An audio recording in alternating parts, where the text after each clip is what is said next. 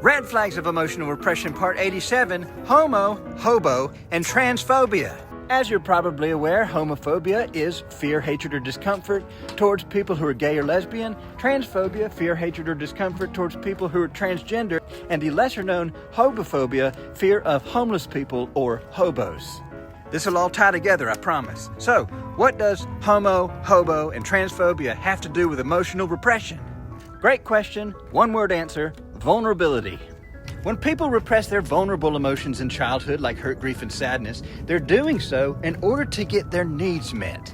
They learn, I have to bury, shut down, and basically kill any part of myself that's in any way vulnerable in order to stay safe and get loved, which is to say, in order to survive. The archetypal vulnerability repressor is the tough guy or the tough gal, right? And in many cases, the bully. And bullies don't just bully for no reason. Bullies bully because since they can't abide vulnerability in themselves, they can't abide it in other people either. When they see vulnerability out there in the world, they go, whoa, somebody needs to take care of that. Stomp it out, right? Because they're stomping it out in themselves. In emotional repression, it's always, if I'm not allowed to feel and express it, then neither is anybody else.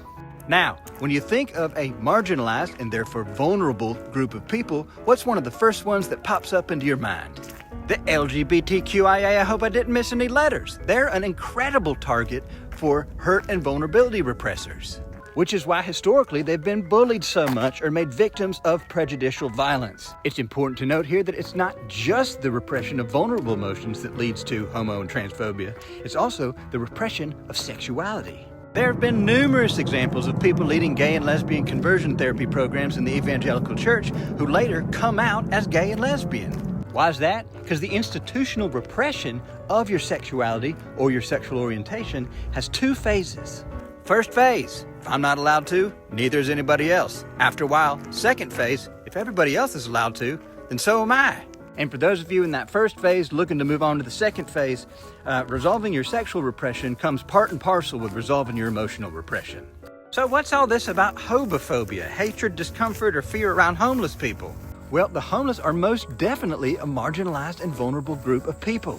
And when vulnerability repressors, who have half of themselves offline in the form of buried reservoirs of hurt, grief, and sadness, witness poverty in the external world, it's a reflection of their internal poverty, and they cannot deal with it. And thus, hobophobia, which isn't really a clinical term, but is nonetheless real, becomes a thing. So, what can you do to resolve your hobo, homo, and transphobia?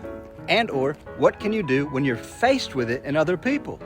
Second question first, you can recognize that they're likely in both emotional and sexual repression to some degree, which means that they're suffering, and you can cultivate some compassion that way. And keep in mind, being compassionate sometimes means making people aware of what they're trapped in and inviting them out.